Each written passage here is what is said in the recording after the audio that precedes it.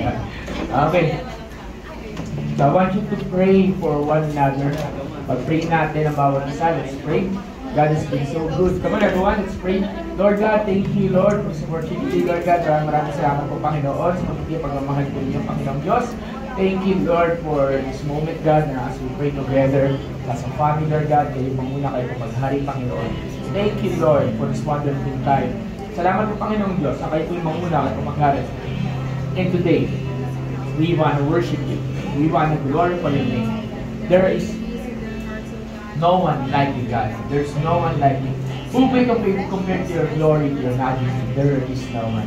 Panginoon Diyos, maraming salamat po, Panginoon Diyos. Thank you, Lord. Thank you, God. At Panginoon, as we pray together, as we worship you today, lead us, guide us. Holy Spirit, kayo po yung muna, kayo po yung tumalong. Thank you, Lord. Thank you, Jesus. Thank you. Again.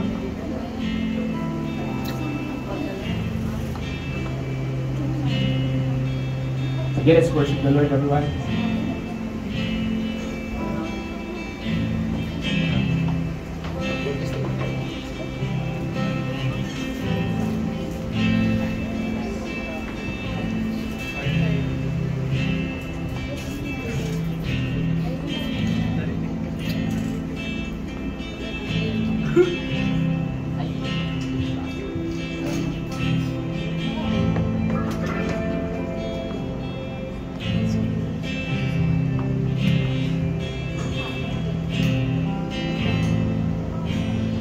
Thank you for the cross, Lord. Thank you for the price you paid, bearing all my sin and shame. In love you came and you gave amazing grace. Take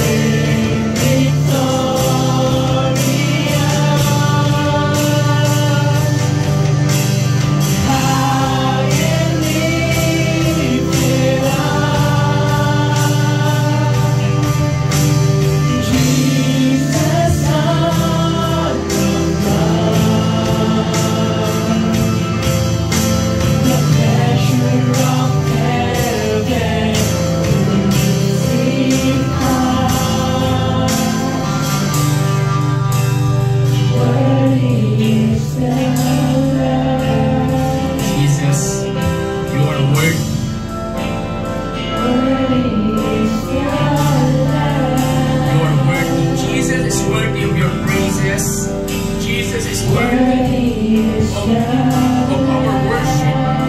He is worthy of this song. He is worthy of you lifting up your hands to the Lord. Can I invite everyone to lift up their hands as we sing once for the chorus? Word is Lamb.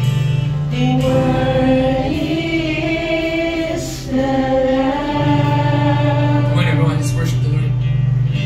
Seated on the You're seated in the throne, throne, Jesus. crown you now with many crowns. You reign victorious. Listen here, I am lifted up. High and lifted up, Jesus, Son of God, Sabi dito, He is the treasure. the treasure of heaven, crucified.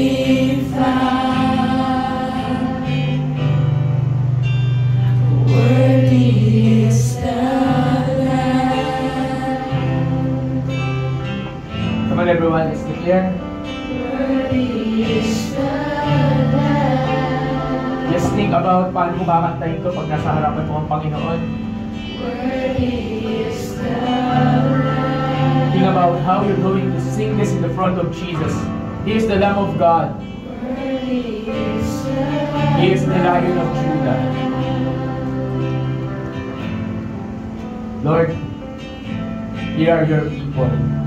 Here we are. Hindi man kami ganong karami ngayon, but we will worship you. Today, we choose to worship you. Today, we choose to honor you.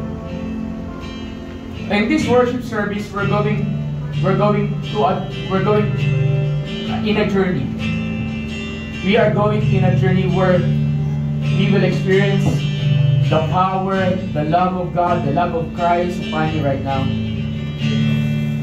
And wherever you are, I want you to put your hands on your heart for a moment. I don't want you to talk to Jesus. Talk to God right now. Just talk to Him.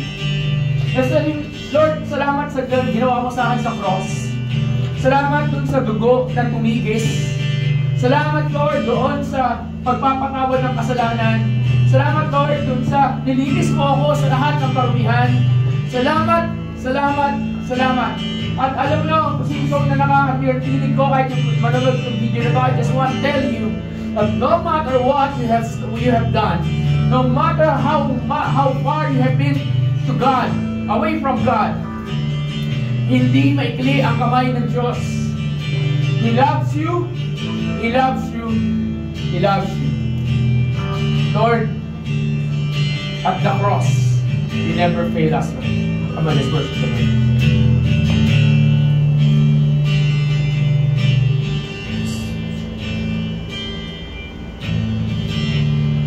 Oh Lord, you search me. You know my way. Even when I fail you, I know you love me. Your holy presence. Your holy presence surrounded me in every season. I know you love me. Let's declare, I know. I know you love me. At the cross I bow my knees, where your blood was shed for me. There's no greater love than this. You have overcome the grave. No one feels the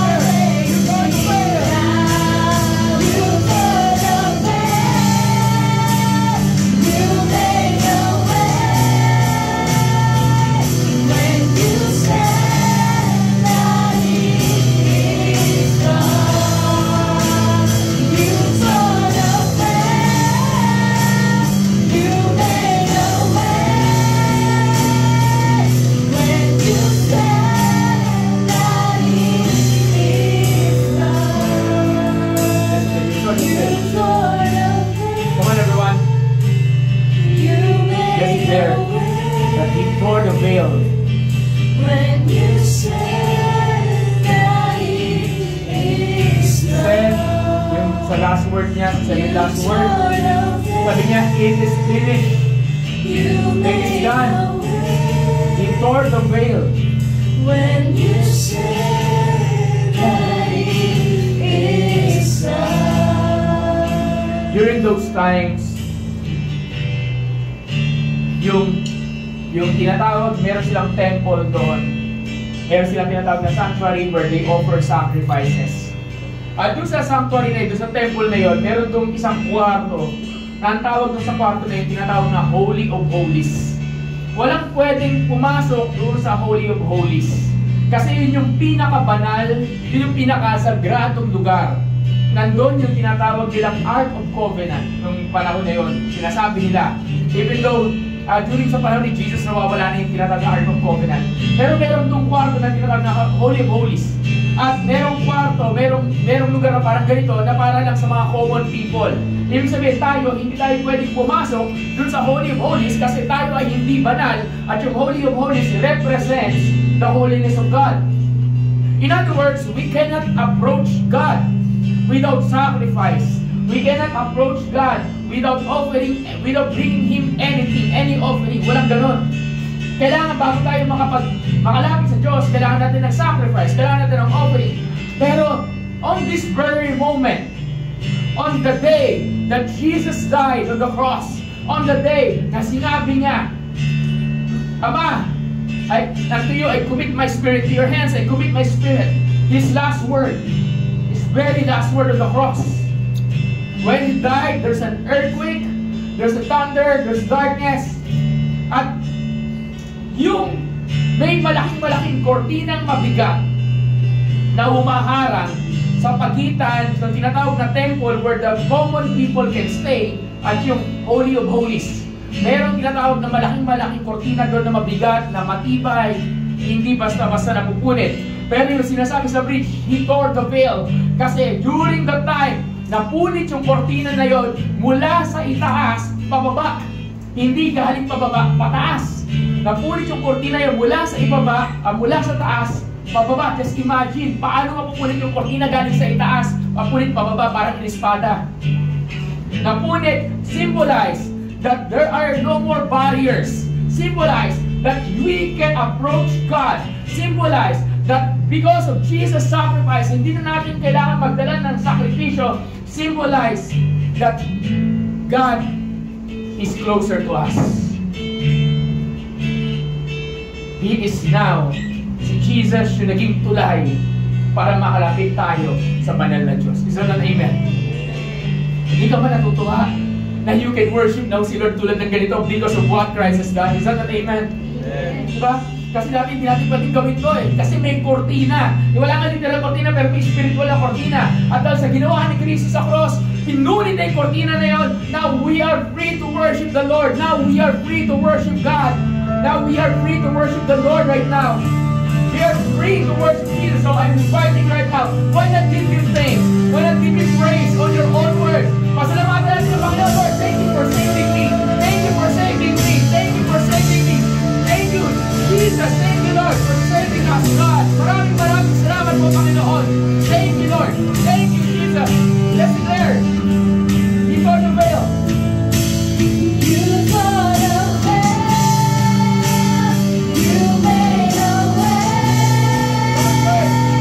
When you said that it is done. You tore the veil. You made a way. He made a way for us. When you said that it is Come on, church. done. You tore the veil. You made a way. Thank you, Lord. When you said that it is done. You tore the veil. You made a way. When you said that it is done. Another one that symbolizes the end is this.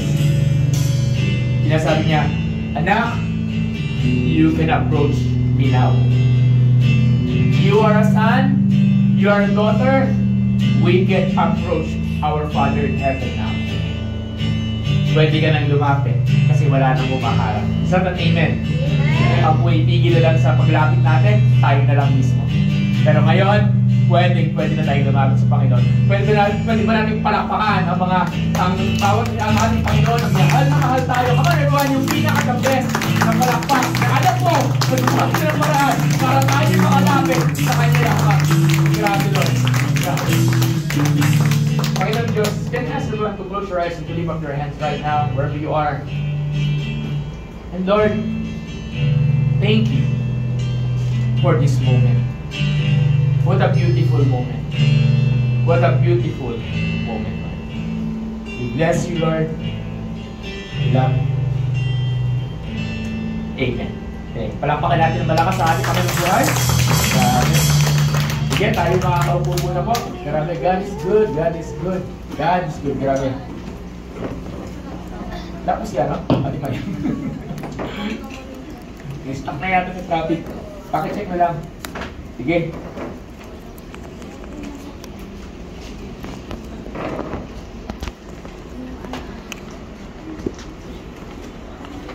Yan. Lagyan mo ng, lagyan mo ng tape. Sorry. Hindi, ganito. Sorry. Ganito ito. Nag-ano na?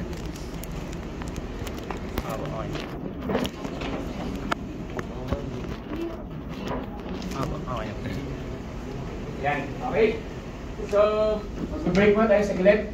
Forward tayo kasi hindi naman tayo ganun karami. Forward tayo, huwag kayong magbungi-bungi ngayon. Okay? Huwag tayo magbungi-bungi. Sige na. Okay? Tayo magbungi-bungi. Okay. Okay. Tapos, yung mga nasa likod, pwede ba dito kayo sa harap? Ayan. Uy, mga kalalakihan, sa harap kayo. Ayan. So, medyo yung iba na late. Okay, na late. So, medyo, that is good. Sige. So, anyway, sige po. Yan.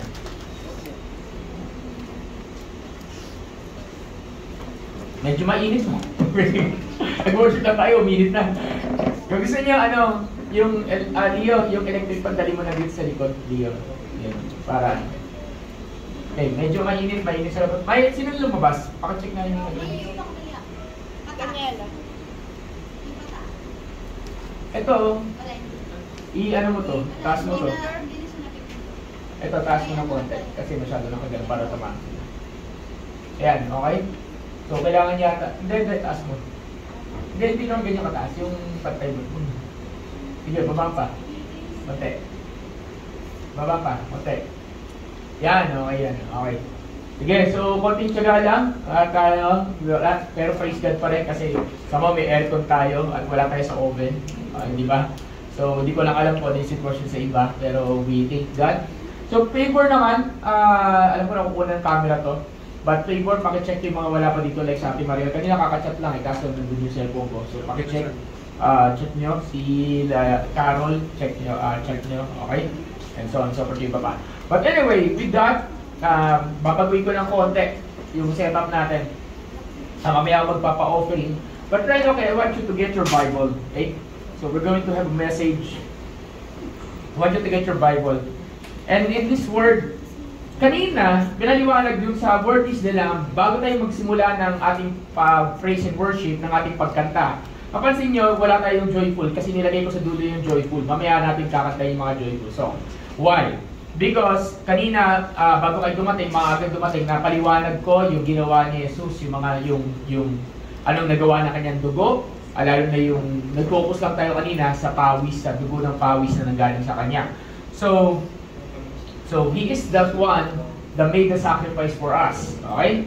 And another one is, kanina, pinaliwanag din natin, what does it mean when Jesus tore the veil, di ba? Ano ibig sabihin? May napunit na kortina. At sabihin mo sa katabi mo uli, pwede na tayo makalapit kay Lord. Take to kalati mo. Oy, bawat isa, sabihin natin sa katabi mo, okay? Sabihin natin, pwede ka na lumapit kay Jesus. Okay. Sige. So ngayon, we're going to talk about something na tawag dito na Maaaring ngayon ko lang i-discuss. Okay? Ngayon ko lang i-discuss to. Normally, marami nagtuturo about resurrection. And actually, resurrection to.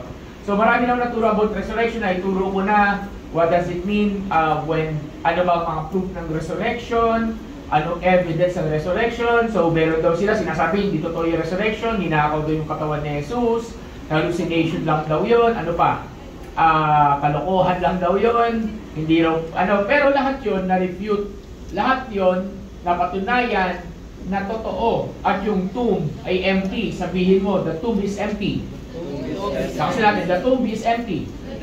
Anong ibig sabihin nun? Yung libingan ng Panginoon. Meron ba sa inyo dito? Ito lang ha. Meron pa sa atin dito gustong one day makapunta ng Israel at malakaran mo yung nilakaran ni Jesus. Taas ang kamay. Diba? Ayaw niya. Taas ang kamay. Ayaw niya mag-declare. Okay. Diba? At isa sa pinaka magandang puntahan doon, yung tinatawag na yung kanyang libingan. Okay? Pero ito lang gusto ko lang sabihin ha. Sa bawat holy site, yung kanyang pinaniniwalaan nila, like yung saan siya pinanganak, yung sa Nazareth, yung Garden of Gethsemane, yung empty tomb, kahit yung tinatawag na they believe na Golgotha, kung saan siya pinako.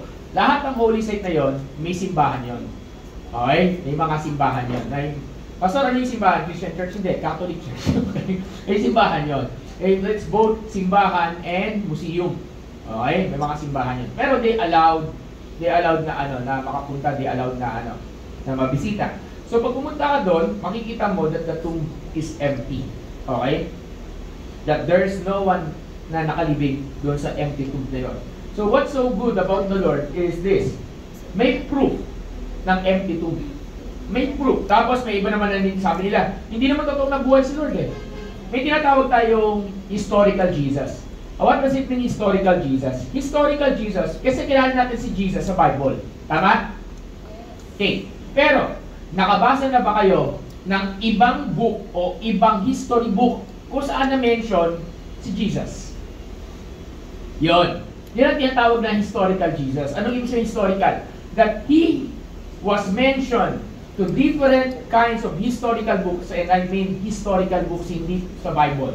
Na-mention siya na merong isang teacher sa Israel na thousands yung nagpo-follow at meron at ni-revolutionize at ano yan, sinake niya, na-shake niya yung government during the time. Kasi yun ang nangyari. Na-shake naman talaga nila yung government. Nabigla sila.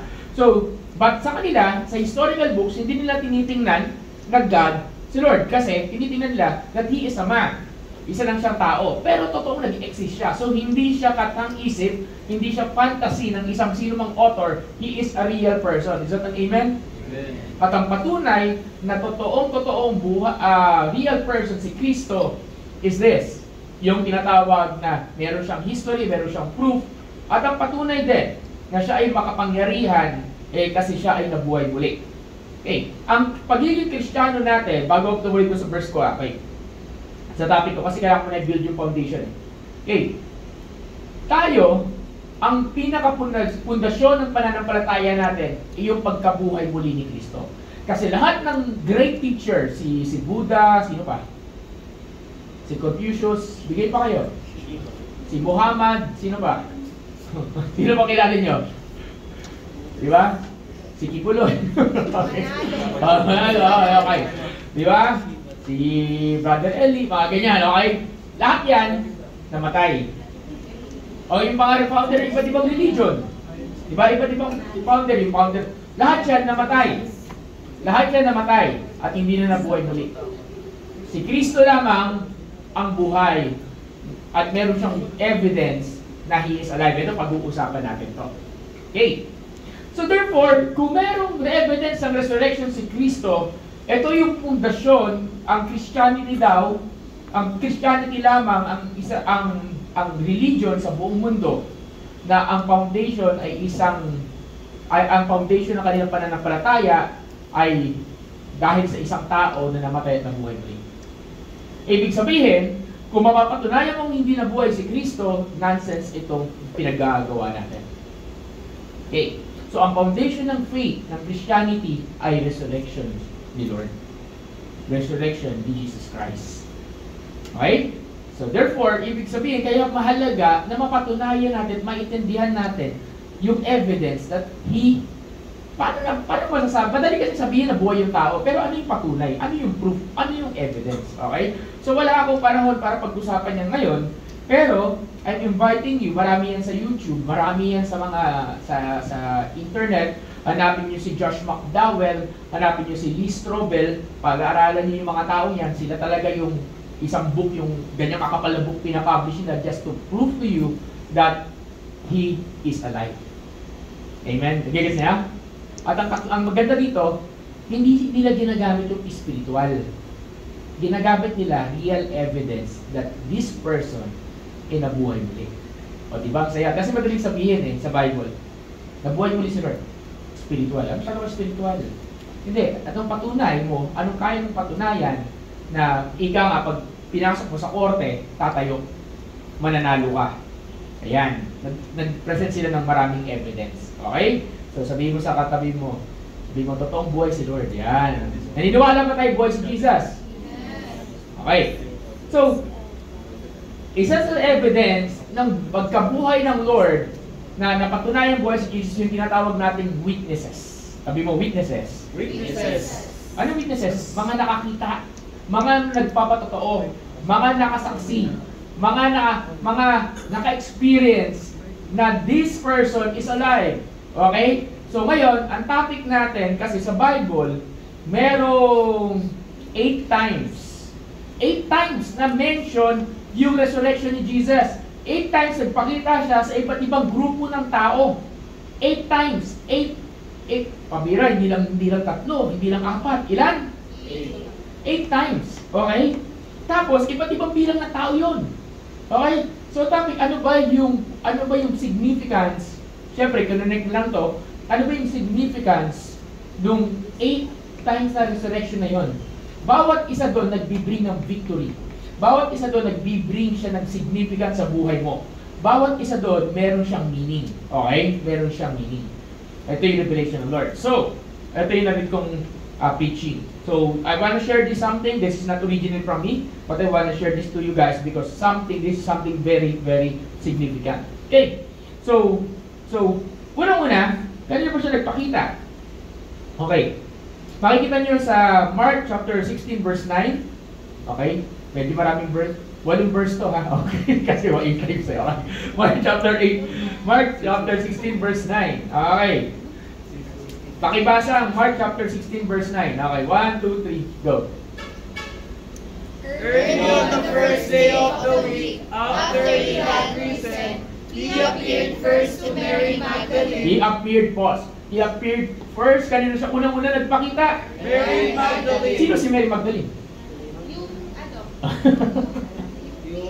Yung nagpapakita. Sino si Mary Magdalene? Okay. Yung prostitute, yan. Anong ginawa niya kay Lord? Ano yung kwento sa Bible na significant sa mga nagbabasa ng Bible dito? Ano yung ginawa niya kay Jesus na importante? Wala, nakalimutan niya. Isa siya sa mga umiyak dun sa paa ni Lord at hinalikan at pinunasan ang buhok. Hindi siya yung nagbigay ng pabango, okay? Okay, iba yung Mary yun, yung naglagay ng pabango. Ito yun, si Mary Magdalene, yung prostitute. Okay? So, ibig sabihin, unang-unang pagpakita ang Panginoon sa babae. Sa ito, nasabi dito, out of whom he had driven 7 demons. So, pinalaya ng Panginoon to, at sabi ni Lord sa kanya, and sin no more. At siya yung naging follower ni Jesus. Biruin mo, unang-una siya. Tapos, siyempre, nagpakita siya kay Mary Magdalene, isang babae, at sa panahon nila, ang mga babae ay parang, hindi binibigyan ng importansya. Ibig sabihin, sa panahon nila, pag ang babae nagkwento, chismis, hindi totoo, gawa-gawa. So imagine mo, babae ka, at sinabi mo, nakita ko si Lord. Nakita ko si Jesus, nagpakita sa akin. Kinuwento mo sa mga lalaki, kinuwento mo nga sa mga disciples. Tanong, may maniniwala kaya sa'yo? Diba? Dinidiscriminate ang mga babae sa panahon nila.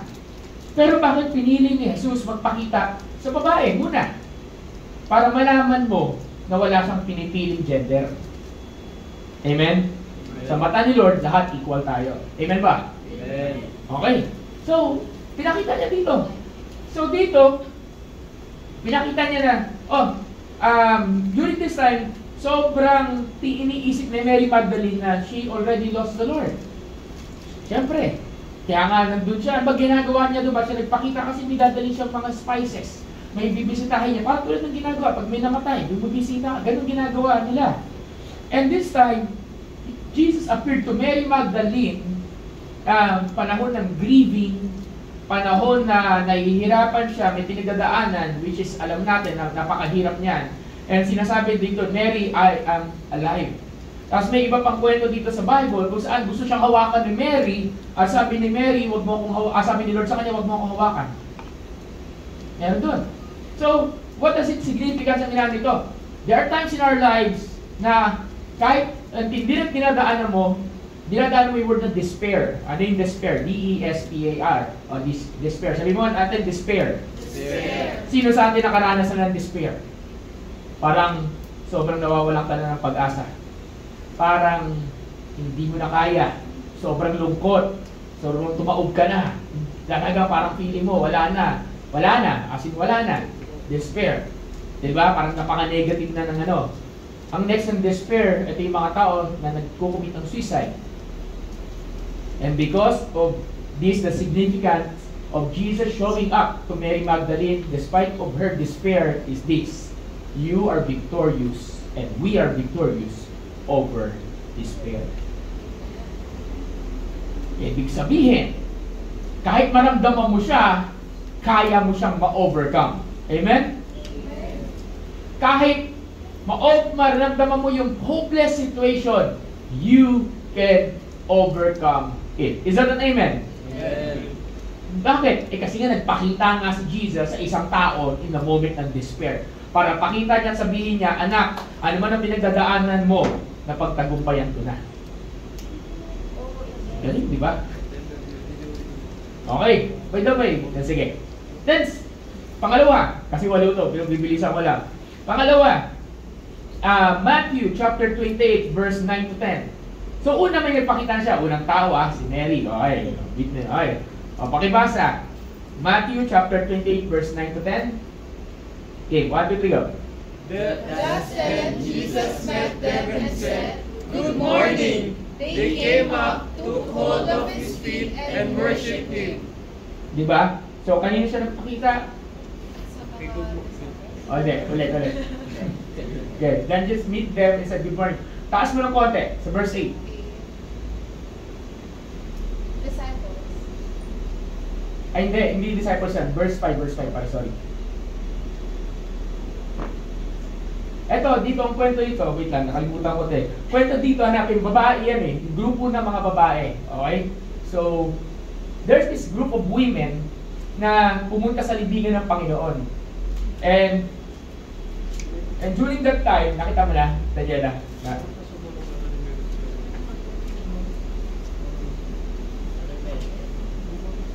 ayan, okay. Verse 1. So, after the Sabbath, as the first day of the week began to dawn, Mary Magdalene and the other Mary, ayan. So, nandun si Mary Magdalene and the other Mary came to see the tomb. So, dalawa na Mary.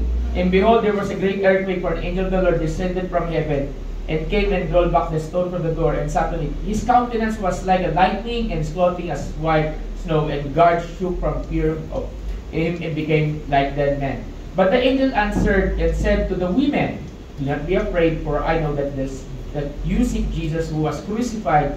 He is not here, for he is risen." So dito, meron naman kinukwento si Matthew. Kanina, iba yung kwento ni Mark. Dito may kwento si Matthew kung saan kasama ni Mary Magdalene yung isang Mary. At kilala niyo ba sino yung isang Mary na yon? Ilan ba Mary na kilala ni Jesus? Mary, yung nanay niya. Diba? Mary Magdalene. Yung nanay niya. Sino ba? Yung kapatid ni Martha. Yung kapatid ni Martha. Ito yon. Hindi ba yung nanay niya? Hindi yan nanay niya. Okay? Okay. Ito yan. So, yung Mary. Okay, the other Mary. Okay, hindi, sinabi kasi the other Mary, sinabi his mother. Okay? So, ito yun. Kapatid. Tandaan nyo, close din yung kapatid ni Martha sa Lazarus na Jesus. Ika nga, sa panahon nila, ito yung barkada ni Lord. Sila yung magpabarkada. Ito yung mga best friend. Di ba? Ang best friend ni Jesus. Pastor, hindi ba best friend ni Jesus yung disciple? Hindi. Okay? Si Mary, si Martha, sa si Lazarus, ito yung mga barkada ni Jesus. Nagbabarkada si Lord? Oo naman. Sabi ko nga, ginagawa niya rin. Pero ginagawa niya, hindi niya ginagawa lang yung mga kalokohan, yung mga, natatempt ba siya? Sabi sa Bible, oo naman. Pero na-overcome yung mga temptation niya. That's all in the Bible. So therefore, here, pumunta sila sa libingan expecting someone na patay. Dadalawin nila yung patay kasi may bibring nga sila mga spices. Diba? So, but this time, nagpakita sa kanila si Lord, nagpakita sa kanila angel, and they start to believe. Diba? They start to believe that God, that the one that they're going to visit, the one who died, is, sabi ng angel, buhay siya. Buhay siya. Sabi mo sa katabi mo, buhay si Lord.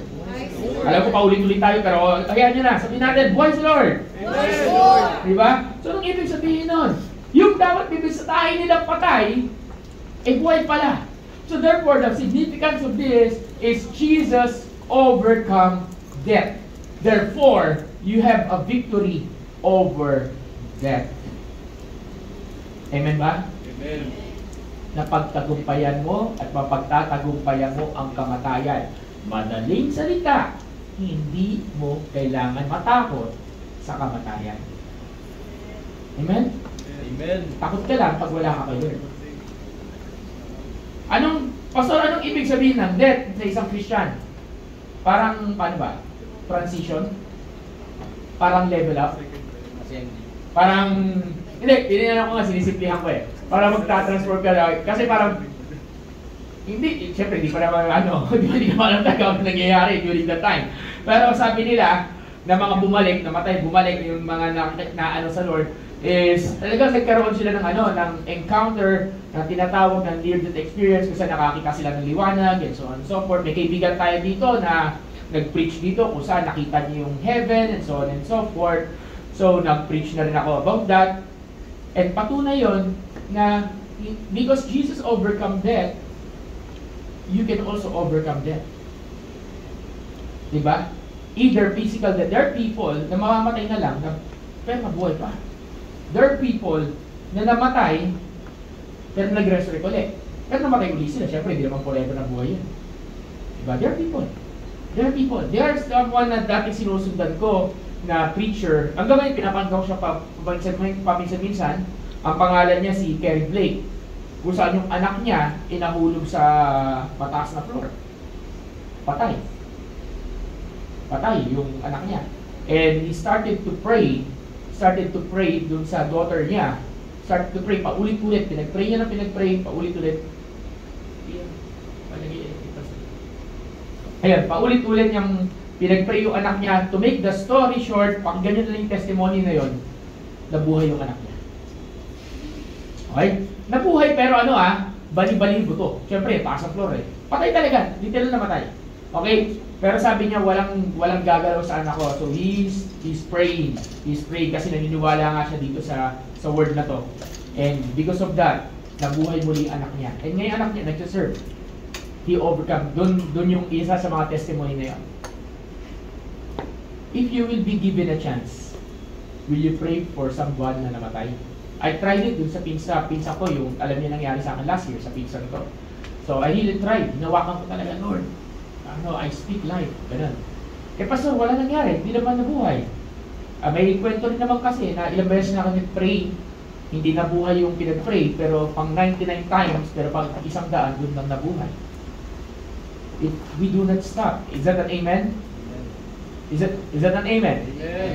Pag dumating man ang panahon na you are facing death. Okay? Tingnan niyo ako. Dumating ang time na you are facing death. Face it head on. Do not be afraid because Jesus already overcome death. Amen? Amen. Hindi yung tipong wala na akong pag-asa. Hindi gano'n. Maging excited ko, makikita ko na si Lord. Meron dito, kasama tayo, gusto na makita si Jesus. Sabi ko, wag muna. Plano sa si Lord. Amen. Gano'n ka ba? Sabi ko sa katabi, wag gano'n. Okay? Wag gano'n. Diba? May kanya-kanyang oras tayo. Okay. So, overcome death. Jesus overcome despair. So, you are victorious over despair. That's number 1. Number 2, because of the resurrection of Christ, Jesus overcome death, so therefore we can overcome death. Is that an amen? Hindi lang physical death pala, pati spiritual death. Because kasama ka na kay Lord, may relationship kayo kay Jesus, hindi ka pupunta sa tinatawag na eternal damnation. Sa madaling salita, hindi ka pupunta sa impyerno. Hindi ka pupunta sa langit. Okay. Sige. Ipipreach ulit natin yan one time this year. Okay, third. Luke chapter 23 verse, mahaba to eh. Okay, mahaba to. Wag na natin basahin. Pero sulit niya na lang. Luke chapter 24 verse 13 to 32. Okay, 13 to 32. Sige nga, basahin muna natin yung 13. Luke 13. Luke 24 verse 13. Luke 24 verse 13. Luke chapter 24 verse 13. Okay, to 32.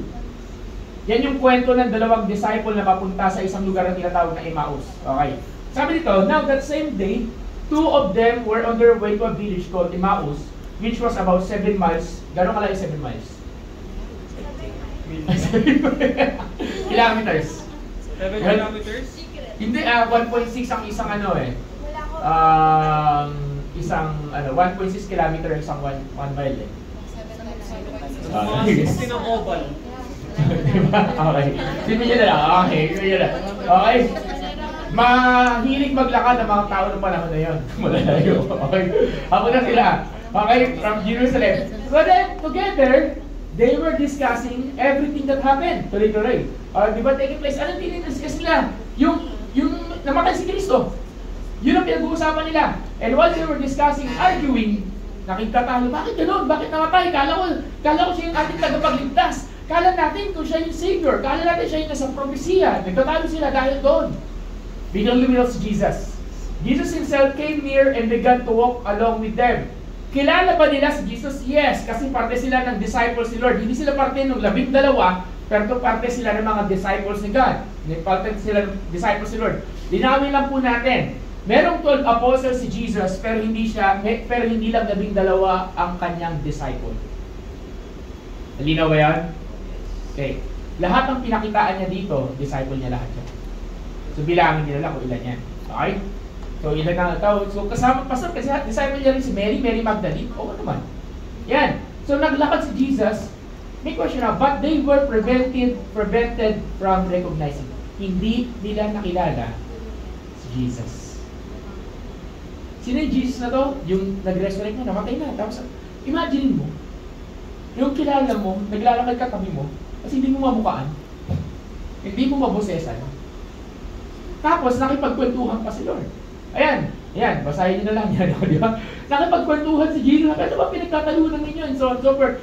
Fast forward, up to the time na makauwi na siya sa bahay nila.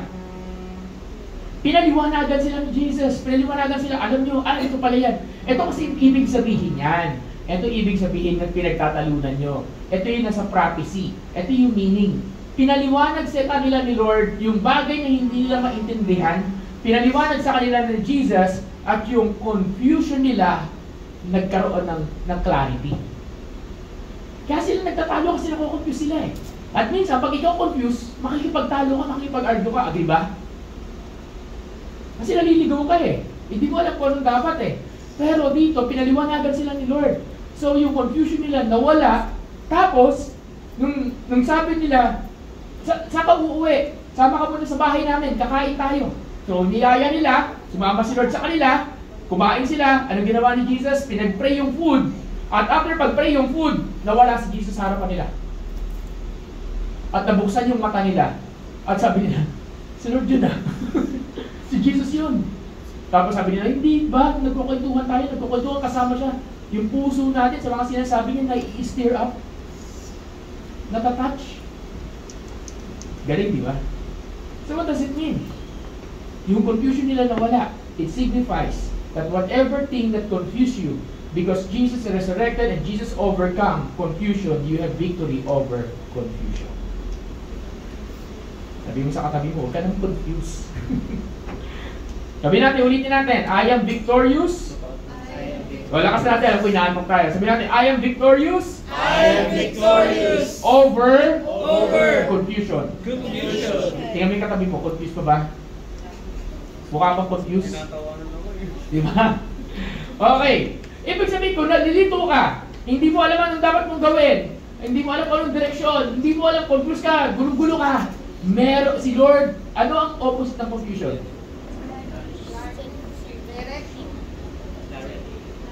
Clarity. Pag confused ka, dami nakasabit, ano? Tulad ng anxiety, ano pa?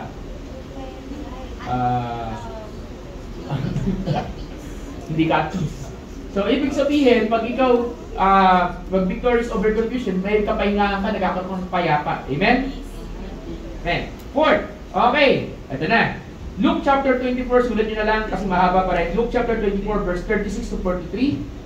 John chapter 20, verse 19 to 25. Ulitin natin. Luke chapter 24, verse 36 to 43. John chapter 20, verse 19 to 25. Sino to? Jesus appeared to the 10 disciples. Nagpakita, ulitin natin. Luke chapter 24, verse 36 to 43. John chapter 20, verse 19 to 25. Nagpakita si Jesus doon sa 10 disciple. Nagpakita si Jesus doon sa mga disciple na natatakot sila. Takot sila sapagkat yung Diyos, yung Master, yung Rabbi na sinusundan nila, patay na. Diba? Nangyari ba? Nawala? Okay, hindi, wala. Okay. Namatay na. So they have this fear na baka sila naman yung susunod. Sila yung susunod na uhulihin. Pero sabi ng Panginoon sa kanila, nagpakita, do not be afraid. Pakita sila din. Kayo matakot. Ako to. Diba? So anong ibig sabihin nun? Jesus overcome fear. You are victorious over fear.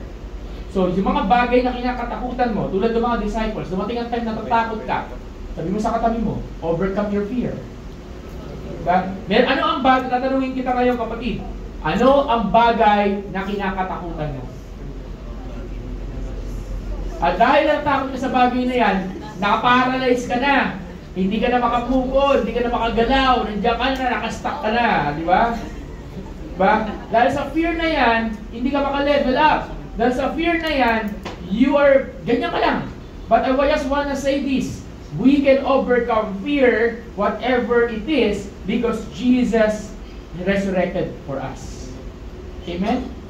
Kaya nga, may sinasabi rin sa Biblia, supporting verse, sa kalibutan verse na to, supporting verse, greater is He who is in you than the ones in the world. Anong ibig sabihin nun? Greater is He who is in you than the ones in the world. Anong ibig sabihin nun? Ano mang bagay na kinakatakutan mo, hindi ka matatalo nun unless magpapatalo ka.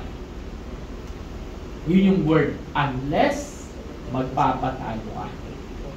Fear will never overcome you unless you allow fear to overcome you. So sino ang may kasalanan tayo na overwhelmed ng fear? Tayo din.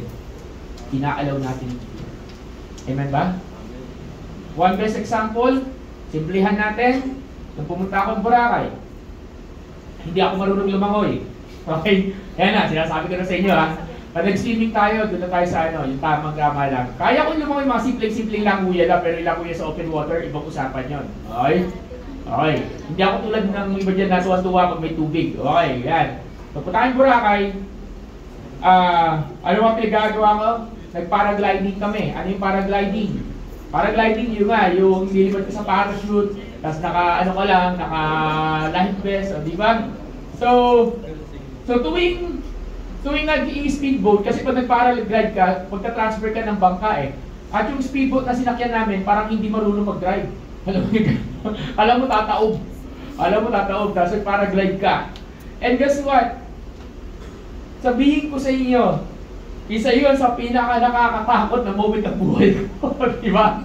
To the point na nandun ako sa taas at talagang kumakanta ako ng How Great is Our God. Tapos yung kasama ko, ginagalaw-galaw niya pa. Sabi ko, huwag mong galawin.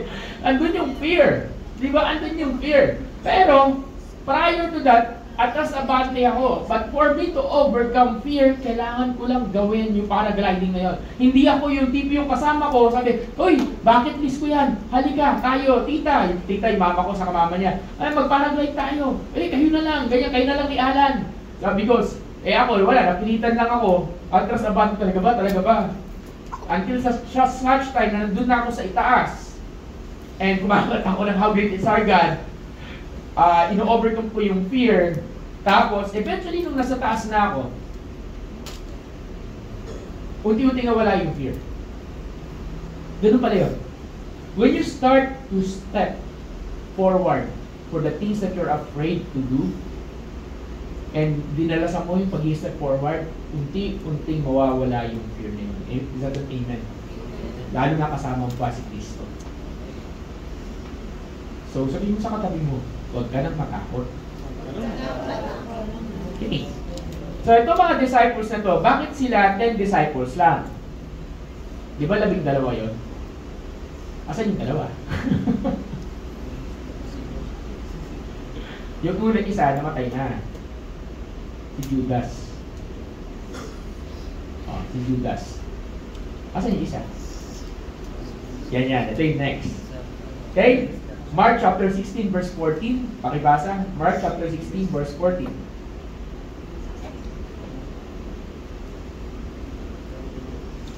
Game. When the Sabbath, 16:14. 16:14. 14.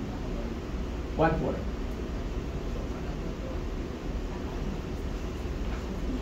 Ayan. Okay. Game. Okay. 1, 2, 3, go. Later, he appeared to the 11 themselves as they were reclining at the table. He rebuked their unbelief and hardness of heart, because they did not believe those who saw him after he had been resurrected. Hindi sila niwala. Pero mayroong kwento yan. May una dyan na sabi niya, sino yun?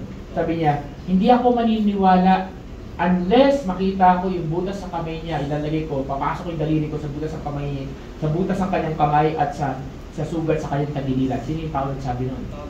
Si Thomas. Kaya ang tawag kay Thomas, doubter. Diba? Thomas the doubter.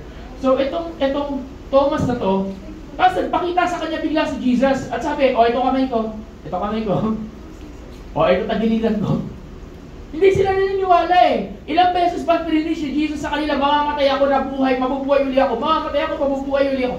Ilang beses ba sinabi sa kanila ng Panginoon? Napakaraming beses. Pero hindi nila maintindihan o ayaw lang nilang intindihin.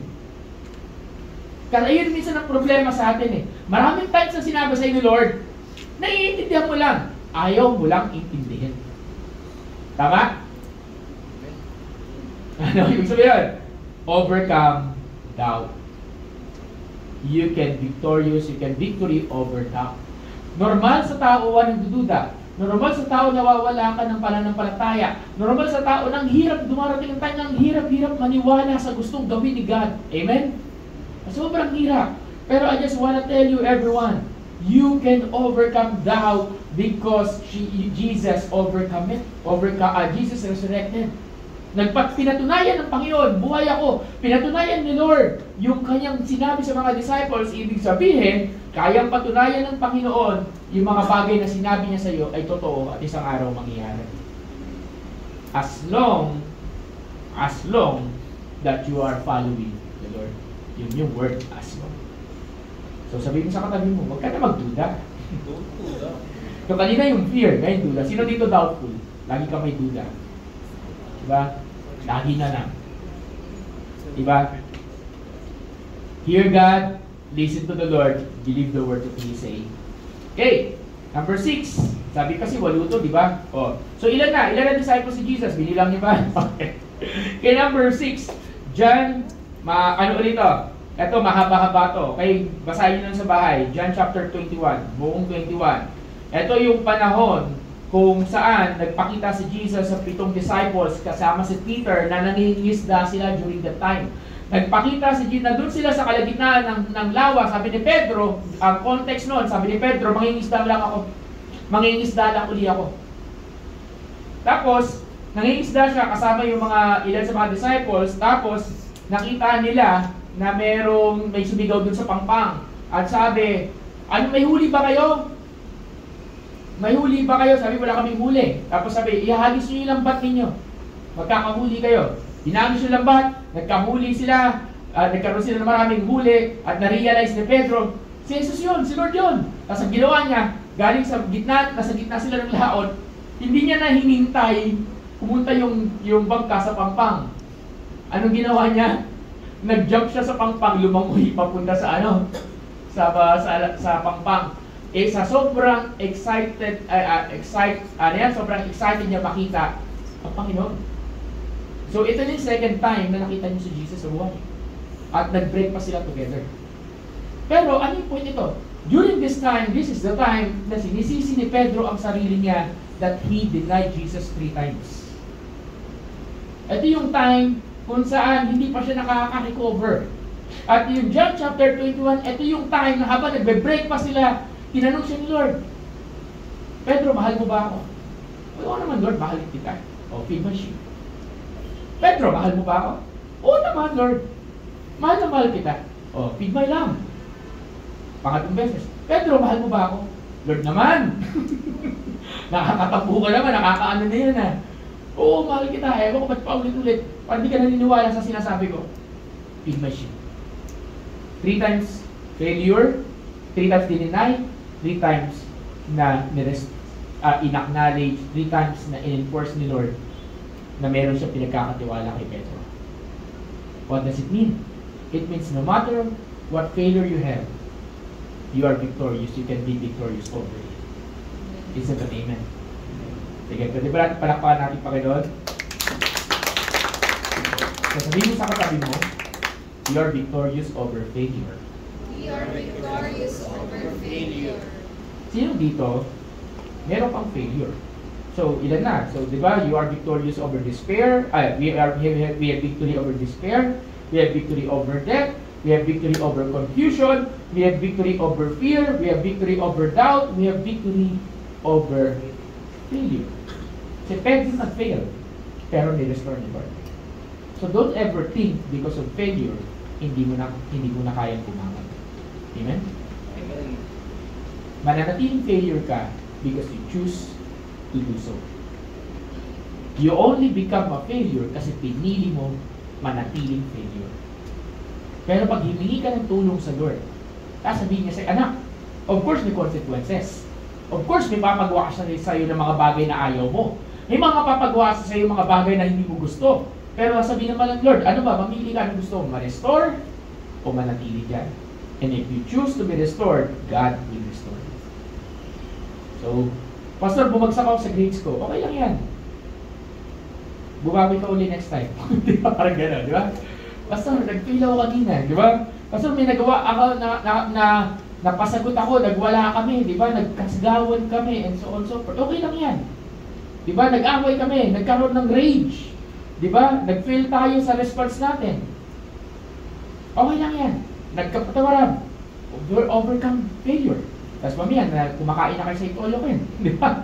So that's what we call that we can always overcome whatever the failure we already face. So I want to encourage you, before we go sa last two, tawagin ko na yung worship yun kasi. So last two, tawag dito, kung ikaw man nandito at may nararanasan kang failure, and ako, sa pastor, dami ko ng failure, pero God can always lift you up. Pwede ka ibangon lagi ng Diyos. Amen? Ang tawag dyan, ang tawag dito, grace. Sabihin natin, grace. Ulitin natin, grace. Ang ibig sabihin nun, kahit paulit-ulit nakakasawa ka na, hindi ka pinagsasawaan. Binibless ka pa rin. Ito na, amen? Diba? Minamahal ka pa rin. Pinapatawad ka pa rin. Tinatanggap ka pa rin. Amen? Hindi ka pa rin nangangayayat. Pinapakain ka pa rin. Kasi diba, paano kaya kung every time na magkakamali tayo, sabi nyo, wala ka na pagkain ngayon, ha? Pero dami yung payak dito. Hindi naman gano'n nangyayari. Tama ba ulit? Diba? Okay. May natututunan tayo? I hope na itong tinuturo sa inyo, hindi lang to something you learn, but something that encourage you na paglabas natin dito, pag-uwi natin mamaya, i-a-apply mo sa buhay mo, ano man yung harapin mo. Number 7 is Matthew chapter 28 verse 16 to 20. Basahin natin. Matthew chapter 28 verse 16 to 20. Okay, makibasa. Matthew 28, verse 16 to 20. Hindi lang. Again, sabay-sabay. 1, 2, 3, go. The 11 disciples traveled to Galilee, to the mountain where Jesus had directed them. When they saw him, they worshipped, but some doubted. Then Jesus came near Take note, balik tayo. Nakalagay nakita na nga nila yung Diyos na buhay. They worship, but ano nakalagay? Inuin mo, ibig sabihin kahit buhay na, meron pa rin talagang doubter. Gulo, no? Gulo talaga. Ulit. Then Jesus came near and said to them, all authority has been given to me in heaven and on earth. Go therefore and make disciples of all nations, baptizing them in the name of the Father and of the Son and of the Holy Spirit, teaching them to observe everything I have commanded you. Ito yung tinatawag natin Great Commission. So, Remember, I am with you always to the end of the age. sabihin mo sa katabi mo, Jesus is with you. Jesus Mali pala, sabihin mo, Jesus is always with you. Jesus is always with you. Naniniwala ka? Yes. So, hindi ka nag-iisa. Hindi ka nag-iisa. So, ano ibig sabihin na nagpakita si Lord dun sa 11 at yung ibang mga disciples? At ayun na nga, nagpakita na nga. At meron pa rin nagdududa. Talaga nga naman. Di ba? So, nandun na. At binigay niya yung kanyang Great Commission. Okay? Binigay niya yung kanyang Great Commission sa kanila. At sinabi, eto, disciple of all nations and so on and so forth. Di ba? So what does it mean? It only means, I want you to look at me. It means that Jesus, you gave it your victory over any other power. Diba? Sabi dito, all authority binigay sa akin, sabi ng Lord. All authority, all power binigay sa akin. What does it mean? Tapos bigla niyang kinumission yung mga disciples at gayon din hanggang ngayon, kinukommission ka. Anong ibig sabihin ng salitang commission? Ina-appoint ka, ina-assign ka, tinatawag ka, di ba? Ina-anoint ka.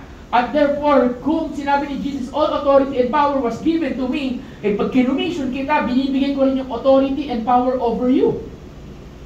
Ibig sabihin, yung katabi mo, hindi yan simpleng tao lang. Mataas ang kalibre niyan. Diba? Hindi yan simpleng tao. Yan ay powerful person. Amen ba? Naniniwala ka ba? Diba?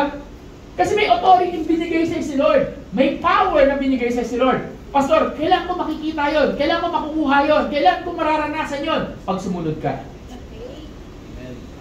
Do not ever think na magmamanifest yung power kung hindi ka naman sumusunod sa Lord. Bakit ako nakakapag-preach ng ganito? Bakit nakakapag-worship tayo ng ganito? Bakit may mga tao pa nag-pray sila, gumagaling yung mga pinag-pray nila, and so on and so forth. Power ni Lord kasi sumusunod sila. Victory over any other power. What is any other power? Kanina pinag-uusapan natin yung witch and coven and so on and so forth. Wala silang magagawa sa iyo. Ano pa? Ano pa yung any other power? Kasi pakinggan pala ako. Dito sa mundo natin, sabi ng Bible, hindi tayo nag-wage ng war against physical things.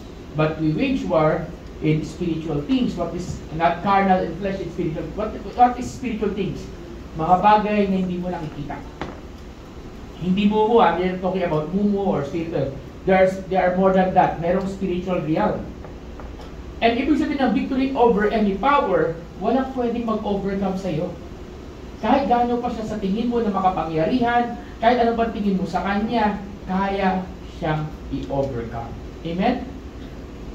One example of any other power is sickness. Sickness is the power to overcome you.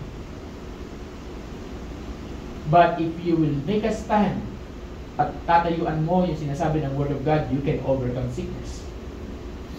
Ano man ang sakit na yan. Amen? Ba? And last one. Say, can I call yung worship team? Sulat nyo na lang ito. Okay, pasulat nyo na lang. Basahin natin Luke chapter 20. Wait lang. Wait lang po. Hindi pala Luke.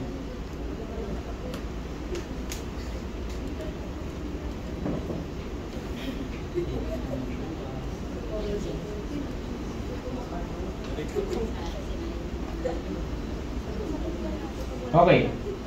1 Corinthians 15, chapter 15, verse 6. 1 Corinthians chapter 15, verse 6. Basahin natin sabay-sabay. Ito na yung last one. Number 8. Sayin natin. 1, 2, 3, go.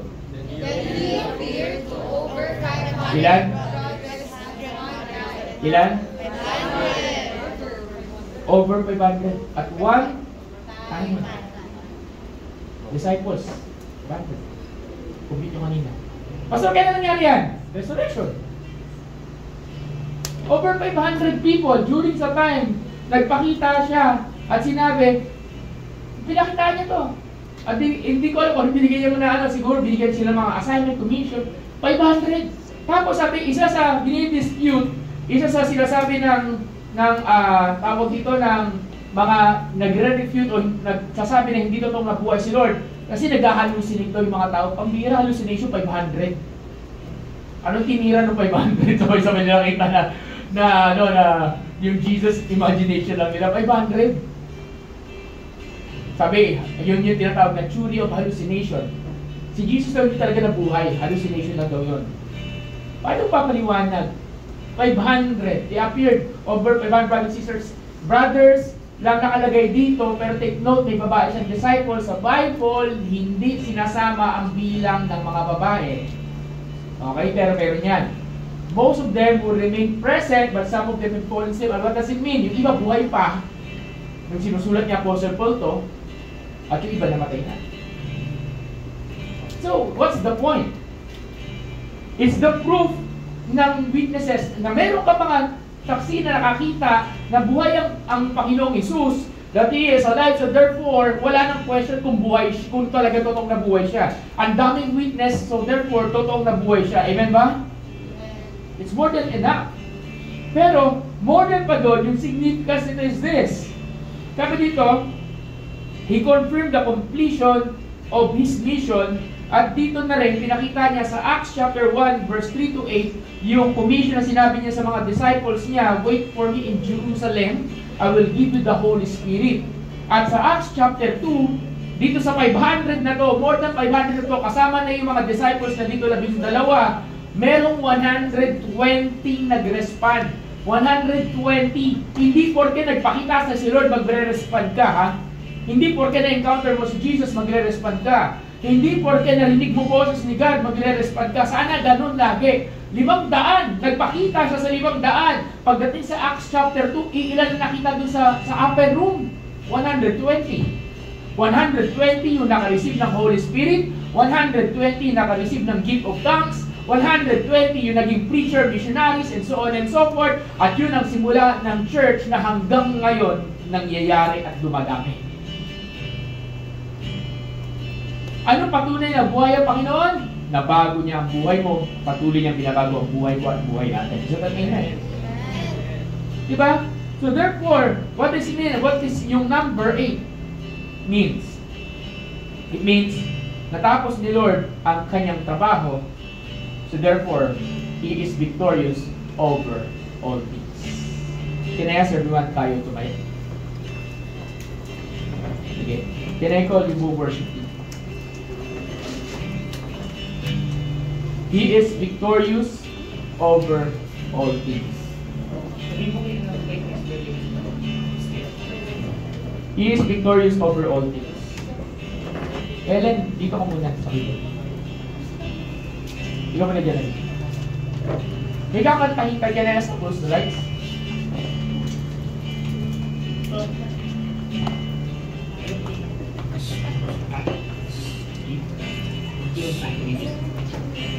May kakantahin tayo. Pwede ba natin palakpakan muna ang Panginoong buhay? Pwede mo yung palakpak na alam mo na parang talagang victor siya. Kaya sa the worship team nandito po ninyo yung yung mic ninyo. So forth. He is victorious over all things. Sabihin mo, Jesus is victorious. Sabi natin, Jesus is victorious.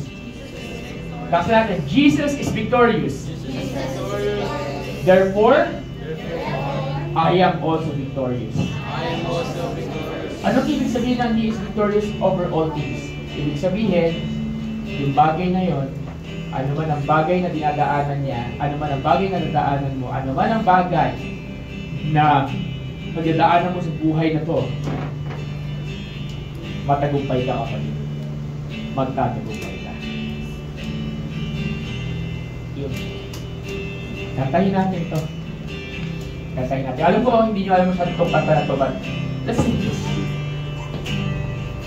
Let's sing this together. Diba?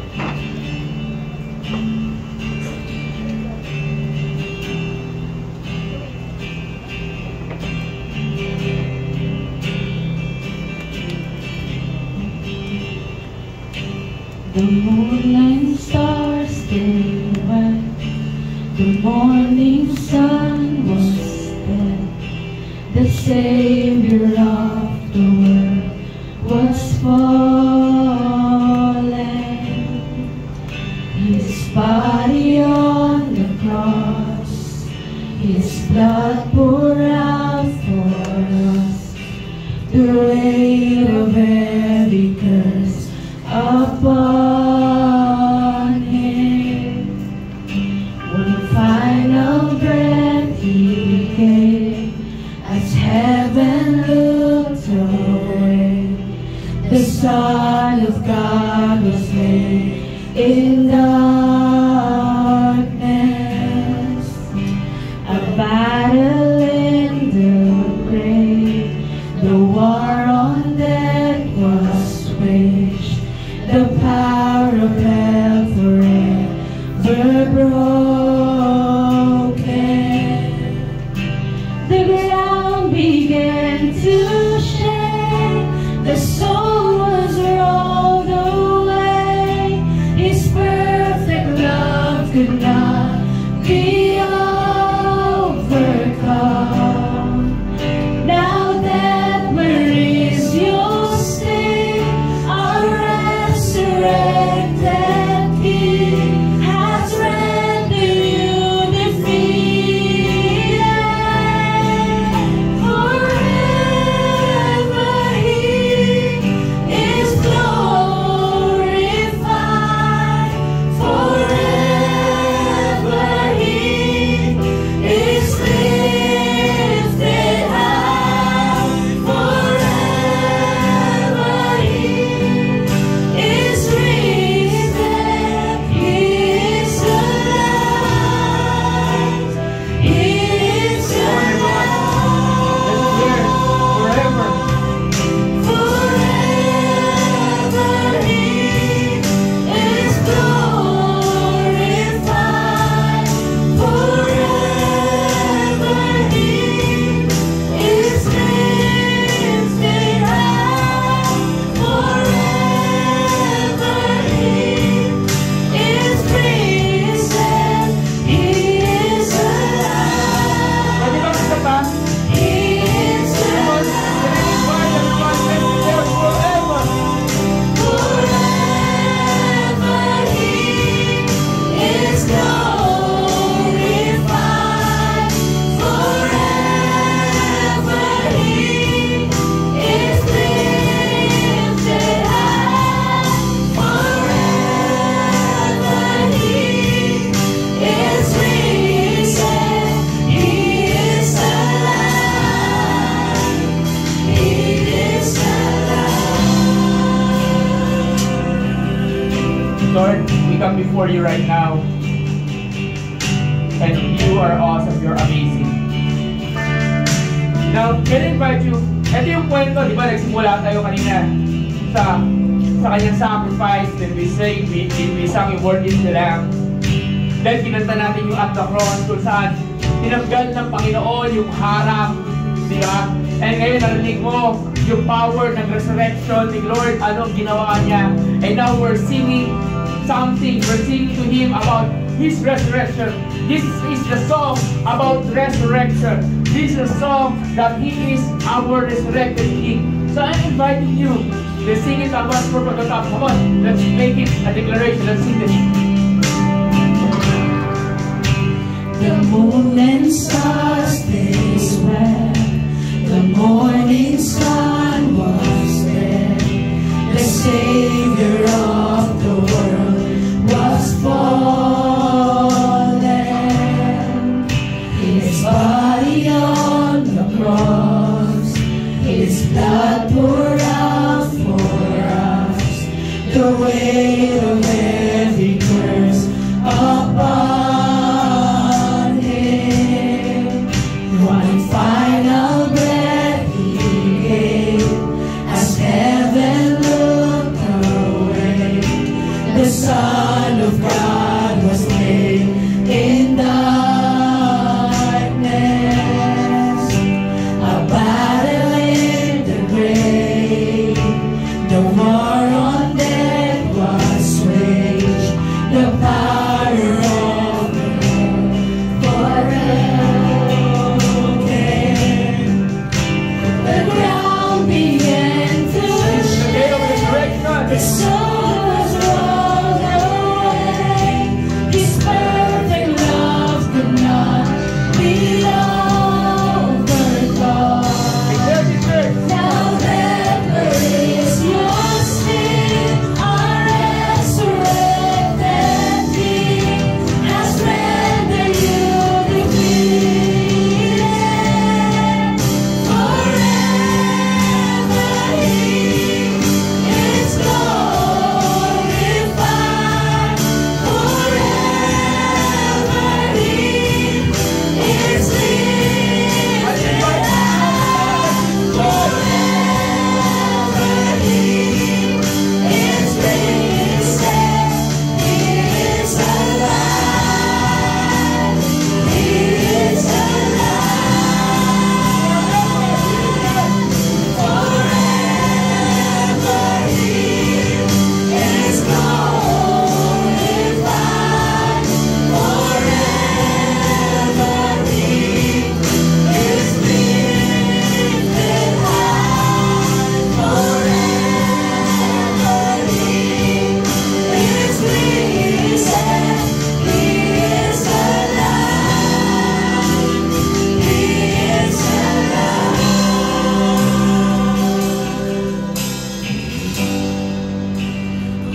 Sing hallelujah. We sing I believe the angels are singing this also. We sing hallelujah. I believe the angels sing this also. Why not let's sing together, everyone? We sing You can lift up your hands if you want to kneel down. Just go ahead. Worship the one. And worship the King of Kings. We sing hallelujah. The Lamb has overcome. And we sing hallelujah. And we sing hallelujah. And we sing hallelujah.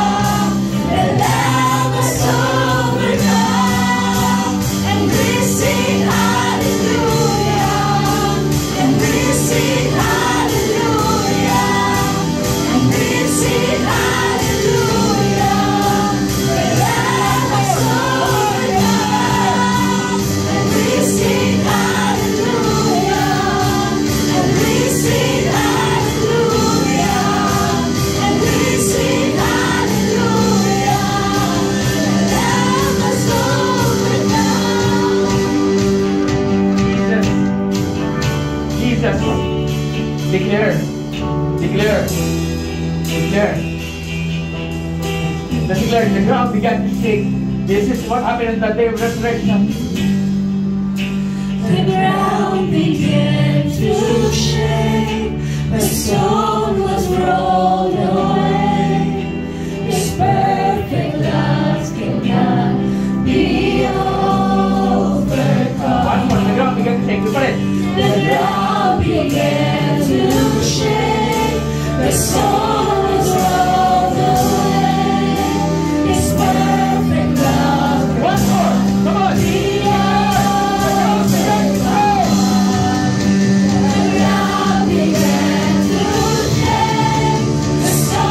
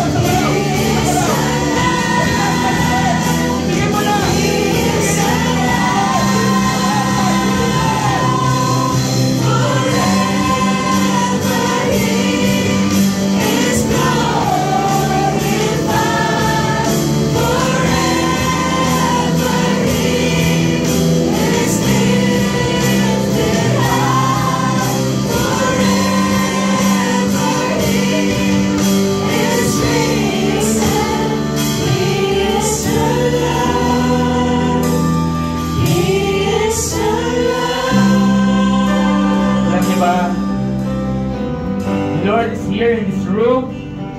His presence is here right now. I believe it. I can sense it. And we cannot do this normally sa ating praise and worship. But right now, I know you can sense the Lord and pray to everyone here that they may feel your embrace. They may feel your love right now. So I want you just go ahead, just love Him for a moment. Just love Him. Sabi mo lang si Lord, you wanna cry, you wanna kneel down, sit down, just go ahead and just love Jesus now because He is alive. He is alive. Mahalin mo lang si Lord. Express your love to Him. Grabe, Panginoon. Grabe, Lord. Panginoon Diyos, we just want to say thank you. Thank you for this opportunity. Thank you, Lord. Wala kang katulad. Let's end yung mahina ko lang tayo. Lilipat na sing, we sing hallelujah. Lamb is overcome. Let's sing there. We sing hallelujah. We sing hallelujah. We sing hallelujah. We sing hallelujah. The Lamb is overcome. Na-overcome niya, Ito yung tinuturo natin kanina. We sing Na-overcome niya lahat. He is victorious. You are victorious. We are victorious. We sing hallelujah. The Lamb is overcome. We sing hallelujah. We sing hallelujah. We sing hallelujah. Can I serve out the of your hands? Wherever you are. May the Lord embrace you now. May the Lord embrace you tightly now. You are victorious over despair. You are victorious over death, over confusion, over doubt, over fear, over any powers, or over all things. You are victorious, for the Lord is with you. Sabi niya, I am with you until the end of time. So Lord, thank you for this wonderful worship, and we will celebrate because of your goodness. We will celebrate because of your love. We will celebrate because of who you are, God. We will celebrate. Thank you, Lord. Pwede bang sa loob ng 10 seconds, palakpakan lang natin ang Panginoon natin. Come on, palakpakan natin ang Panginoon. Come on, let's just declare the goodness of the Lord. Thank you. So mayroong rason para mag-celebrate yung nagpo sa ating career. There's a reason to celebrate. So tuloy-tuloy tayo, celebrate. Everyone, okay? Yes. Alam mo, ano tayo? Thank you, Jesus. So, may tawid lang. Pwede bang yakapin mo muna? So, yakapin mo muna yung katabi mo. Yung pinakamalapit sa'yo. Embrace that person. Yung pinakamalapit sa'yo. Yakapin mo lang, kamayan mo. At, can you say this sa kanya? We are going to celebrate. Yan, we are going. Sino dito gusto mag-celebrate kasi diligtas tayo ng Panginoon? Sino dito? Pwede ka ba mag-celebrate? Sabi mo sa katabi, pwede! Talagang, alam nyo, ginawa ko talagang dinulo ko to. Alam nyo bakit? Kasi ang resurrection hindi nag-e-end sa iyak. Nag-e-end yan sa celebration. Amen? Mahina, amen! Amen ba? Alam mo, marami na sa bakasyon ngayon. Pero we are going to celebrate. Is that an amen? Celebrate to the Lord. Celebrating Jesus! Lord, we sing, my Savior, Redeemer, lifted me from the miry clay, Almighty, forever. I will never be the same, 'cause you came near from the end.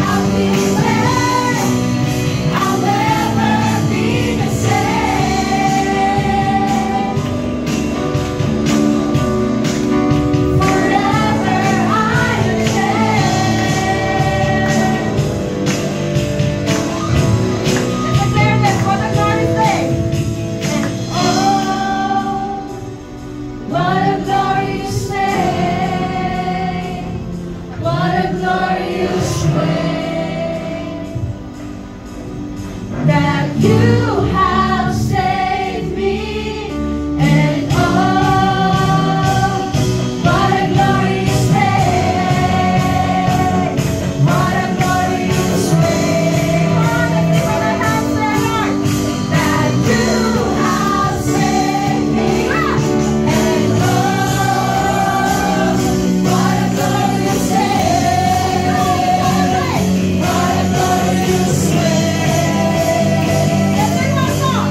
That you have saved me, and oh, what a glorious day! What a glorious